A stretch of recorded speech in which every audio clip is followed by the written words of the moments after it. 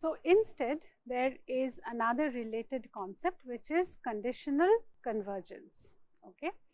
So, what does conditional convergence entail? As we said that the earlier assumptions that were made for unconditional convergence, now they also seem a little unrealistic, right, if we are considering all kinds of countries together.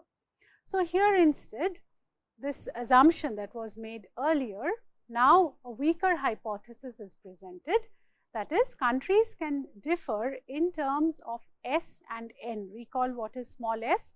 So, countries can differ in terms of their saving rate, countries can differ in terms of the population growth rate, that is small n, but there is free knowledge transfer. What does this imply? This implies that G is the same. Remember what is G? G is the rate of growth of technological progress. Now, why is G generally assumed to be same across different countries? As we said, because there is knowledge transfer these days. If we also think about how technology travels, even if let's say iPhone was invented by Apple in the US, in no time everyone around the world adopted it, right? So, if we think about technology like that, technology in some sense is borderless, right? So, that diffusion takes place very quickly. So, maybe in that sense G might not be very different across countries. However, when it comes to population growth rate and savings rate, they might differ.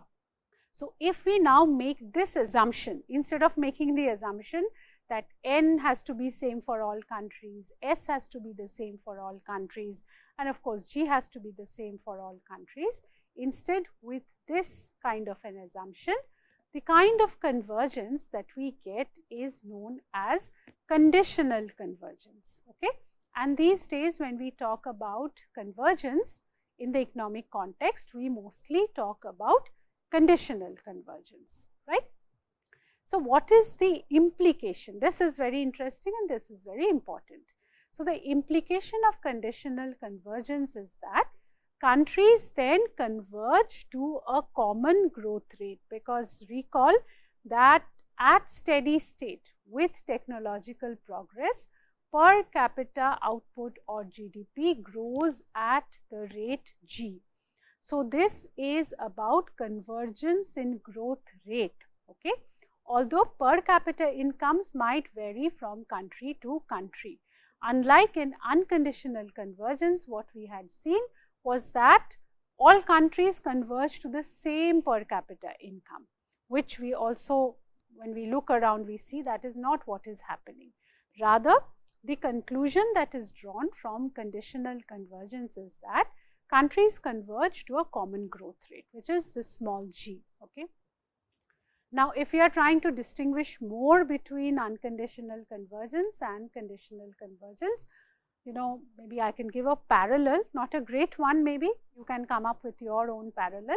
But the way I look at it, it's like, saying that all students in the class, they should be kind of like a topper, or they should all get 95%, right? Now, this is implausible, or the other way around, this is only possible if the characteristics are all similar, right? So, let us suppose that they have the same IQ, they have access to the same books, they have similar upbringing, etc., which induces them as to how much of effort they put. If that is the case, then yes, eventually everyone will perform very well and reach, let's say, that 95%. But in real life, what actually happens is that we are all not competing to reach the first spot. What we are actually, living up to or competing is to reach our own potential. This is the important distinction between conditional and unconditional convergence. So, actually, if we also now go back and revisit the diagram that we had drawn earlier, a couple of slides back, remember, we had clubbed all these 4 countries together in one particular figure here, and we could do that because we said that all the parameters are the same. That is what we had assumed. But now, if the 4 countries are different in terms of their S and N, ideally what we should have is we should have a different figure for all these different countries. And what these different countries are doing, they are all moving towards their respective steady state. This is why we use the parallel, that as students, okay, or as individuals, we are not really competing against each other in the sense that we are not all trying to reach the same goal. We are just trying to reach our own potential, and everyone's potential is different, right? So this is how perhaps one can look at it. In other words, there is no now one single steady state for all countries. Each country has its own steady state paths, although they have been made parallel to one another given the hypothesis that the rate of technical progress is same for all countries. That is one point that has remained unchanged. So if we now go by the definition of conditional convergence, then do we test if poor countries grow faster compared to richer countries? No, now that is not the case, because now each country, remember, will get its own figure for the solo growth model thing that we have drawn, and they are going to approach their own steady state. Okay, so growth rate convergence implies that a country that is below its own steady state will grow faster. So now do we see the distinction between the two? This requires us to first find each country's steady state, that is, the convergence is now conditional on the position of the steady state. So this is now the important distinction that we make between unconditional convergence and conditional convergence. So conditional convergence naturally now sounds more realistic, because that stringent assumption that we had made, now we have a variant of that assumption where we allow things to vary. S and N should vary. They actually vary in real life. And once we make that assumption, now we are not talking of all countries converging to the same per capita income. No, they will converge to a same steady state growth rate. But are they also going to converge at the same rate, or can we say that the poorer countries will grow faster than the rich countries? Neither can we say that. All we can say is that for each country, depending on its position of the steady state and from where it is starting, its growth rate will get determined. How or why? We have seen that earlier. If any country is way below its steady state, its growth rate is going to be faster, right?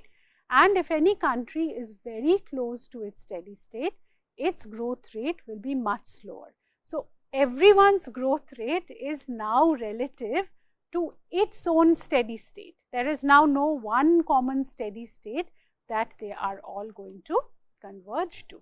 Okay. How has this particular hypothesis of conditional convergence, how is it tested? So one of the first empirical testings that was done was by Mankiw, Romer and Weil in the year 1992. So Mankiw is the same Mankiw textbook that we followed for the solo growth model, and Romer's name will come up again towards the end of this week's lecture. And Weil's name has come back multiple times. If you recall, one is the textbook that we mentioned that we are following. Second, when we were doing night lights and we presented that paper on night lights, that is also Weil is one of the co-authors. Okay.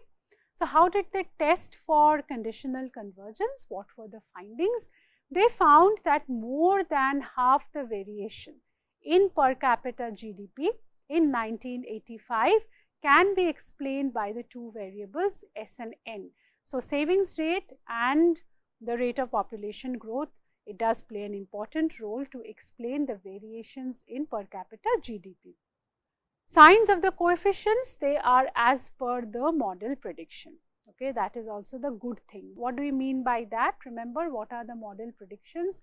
If S increases, something that we had also checked graphically, then we saw that K star also increased.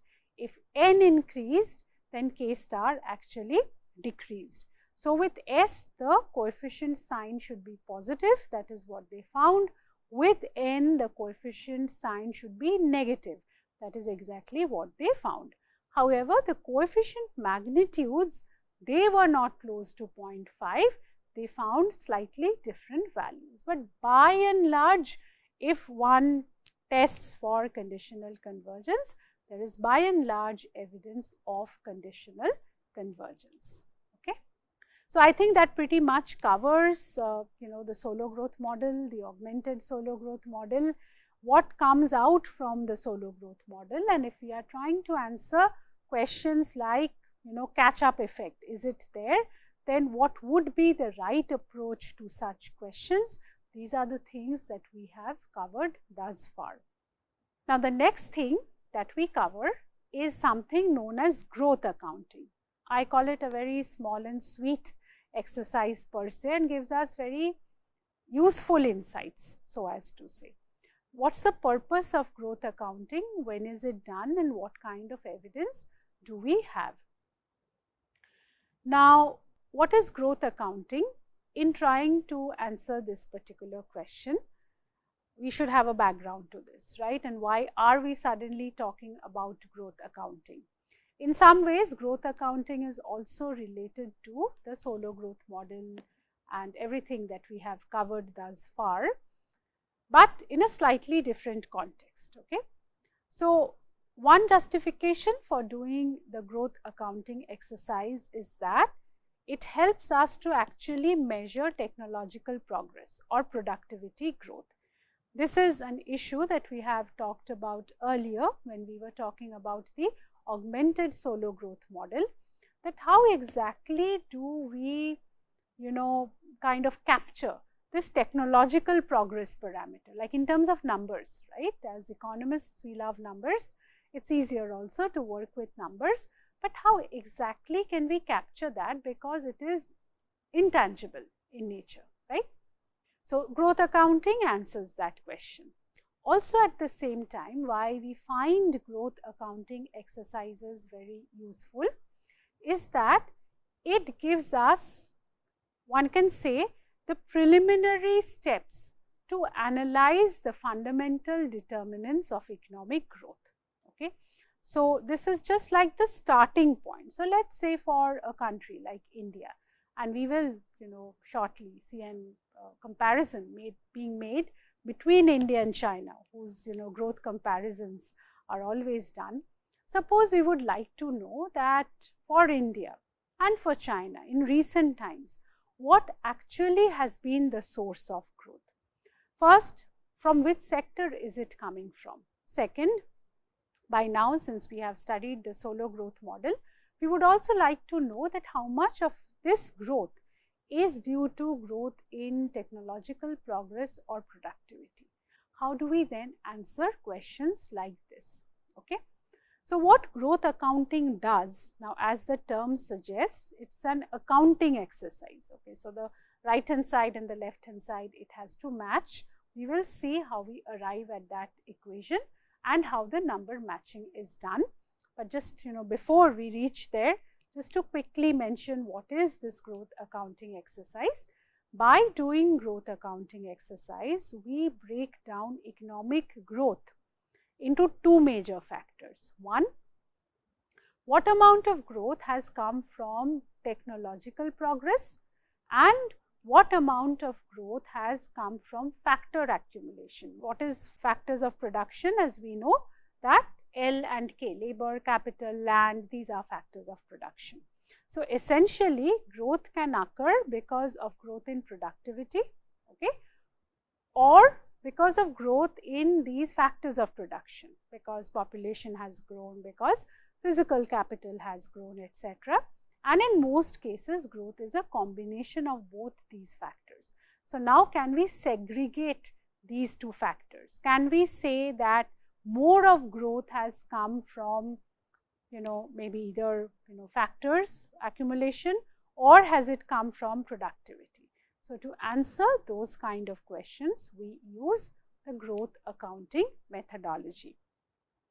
There is one thing that we would like to keep in mind when we are doing growth accounting, that growth accounting exercise gives us what we call the proximate causes of growth.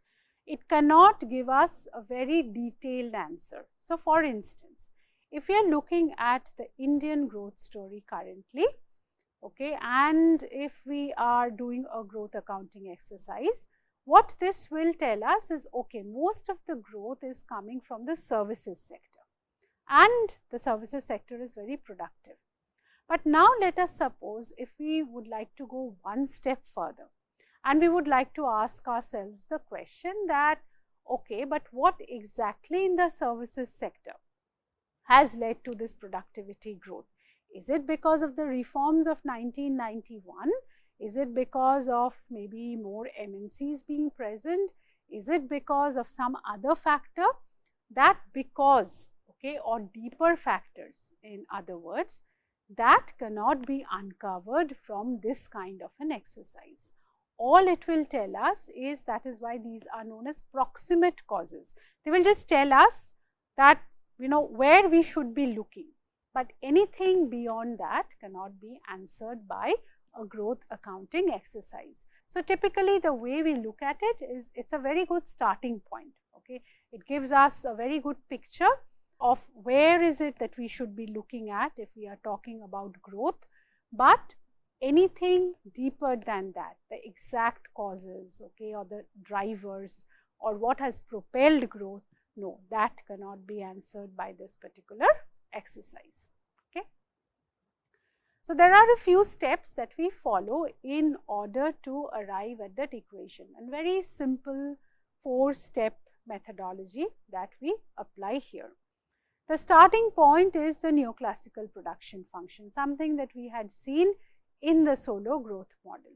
So let's say we can consider a Cobb-Douglas production function, okay, and we have to remember to use or to add that time subscript, okay, because the factors have to vary over time, okay. So YT, AT, KT, LT, we have to add that, otherwise we would not be able to do the next steps.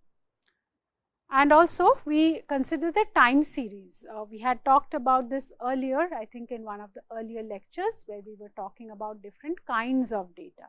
What is time series data? So let's say for India, we are doing this exercise, which we will see an example of shortly.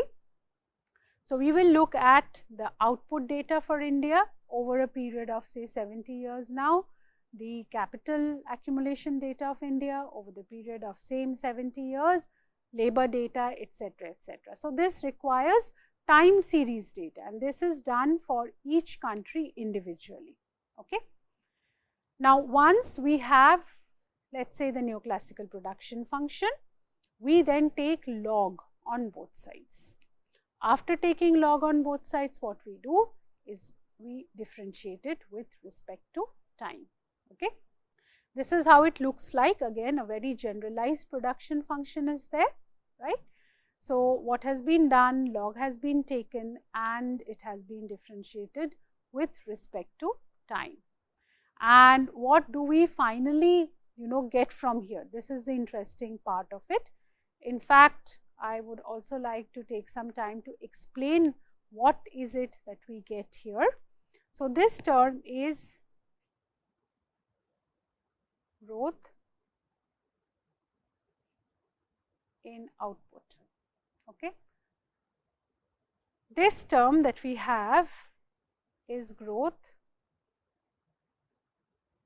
in capital, stock. This is growth in labor, okay. What are these two terms that we have here, and where are they coming from when we do the differentiation? We will find it. Try doing with this. Suppose you are doing it with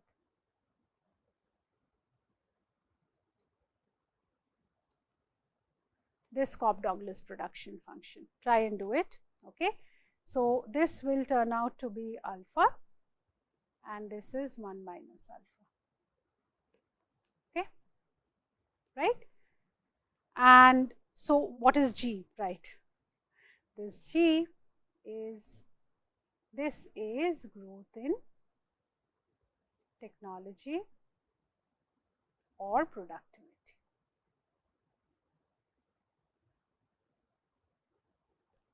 Okay. So this is how it appears like. I would urge you that please use this particular Cobb-Douglas production function and do the following steps and arrive at this point. This is a very generalized production function that has been taken. What is the message? The message from growth accounting is very important, and that is why it has become very useful. So, the message is growth in output, which is our left hand side. Okay. Growth in output comes from two important sources. One, this happens due to growth in productivity, and second, it occurs due to growth in factors of production. Okay. It is not necessary that labor and capital are the only factors of production. If one has data, one can include land also as a factor of production. So, that is why I have just generally written factors of production. And it is not just growth in factors of production. I should also add here, it is weighted growth. Why weighted? Because you have this alpha here and this 1 minus alpha here. So, together the growth in productivity plus this weighted growth in factors of production should add up to growth in output. Okay. So, this is the beauty of this exercise. It is very simple. As long as we have the data, we should be able to proceed with this. And along with this, I hope you can already see it by now, another related question also get solved here, which is, we had earlier talked about this, how do we measure growth in productivity? Now, as we said that what is the data that we use? There is no data per se. What will capture that really, but from here what we can see is this can be found out. Why? Because this cannot be measured by data per se. Okay. Then it can be found out because we have data for all other remaining things. Why? Where do we have data about growth in output? Now, by now we have seen several sources from where we have growth in GDP data, right? Do we have growth in factors of production data? Yes, we do. Labor data, capital stock data, we have that data, right? Do we know the values of alpha and 1 minus alpha? Yes, generally it's taken at 0.3 and 0.7 generally. If we want, we can also find it out, but data is there. So, what is the only unknown on which we do not have data? Only this. So, can we now find this out from this particular growth accounting equation? Yes, we can do that. Okay. So, this is the fundamental thing about the growth accounting equation, apart from telling us what are the sources of growth and the relative importance of each source when it comes to growth, okay, growth in output. This also helps us to find out the rate of technological progress or productivity, whichever term we use for it, as a residual. This is an important thing, and you might have heard about the term solo residual. Okay, so this term is known as a solo residual. So, two purposes that this particular growth accounting exercise allows us to do. It allows us to find out the sources of growth. Is more of growth coming from growth in technological progress, or is it coming from growth in factors of production? And second, because we do not have data on technological progress, the one way of finding it out is from this equation itself, where it is treated as a residual. This is also very important. Why residual? Because as we have seen here before, we have this data, this is the only remaining one. So, that is why it is a residual known as the solo residual. Okay, one quick point I would also like to make here before moving away from this particular equation. There are certain drawbacks, or I would rather call them limitations. related to this kind of calculation. Why? I think you have guessed it by now. Why? Because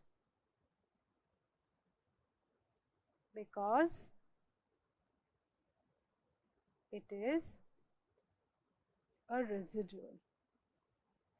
What does this imply? It implies that anything that is not accounted for by this and by this, everything else has gone in here because it is a residual. Okay.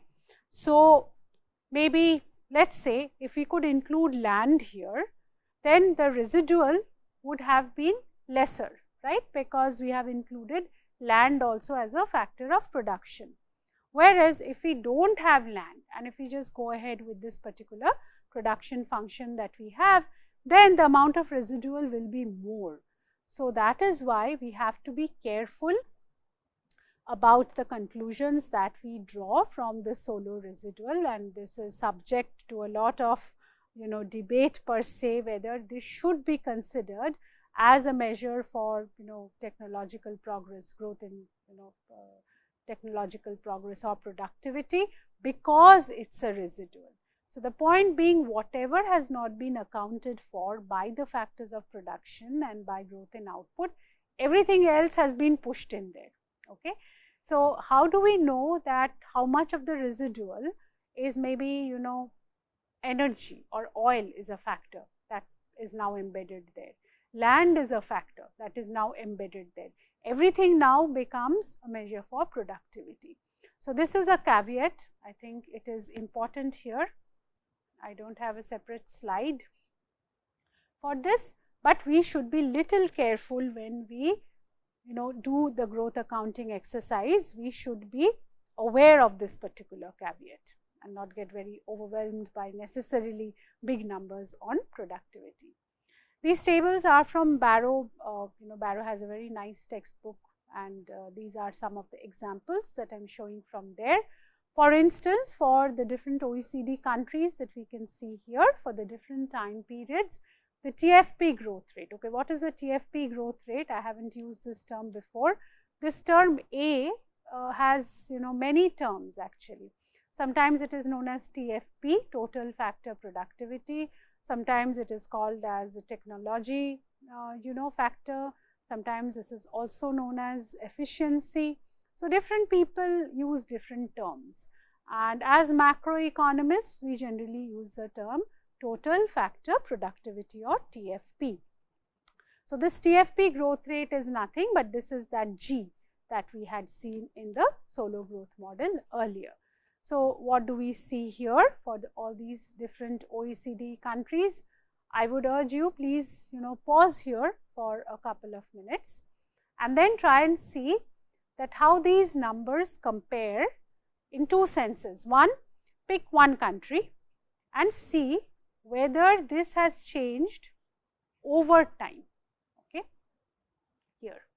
So, it is basically covering the periods between 1947 till about 1989, right. So, for each country, try and see whether these numbers have changed over time, yes or no. That is one exercise. And the second exercise is for now fix this. So, one, try and do this, fix a country and look at TFP growth across time periods. So, this will help us understand whether TFP has grown or has there been a slowdown or has it been stagnant for each country. So, fix a country, that is one approach. The second is fix a time period, which is say this, we are fixing this particular time period, fix a time period and compare the TFP growth performance of all countries during that time.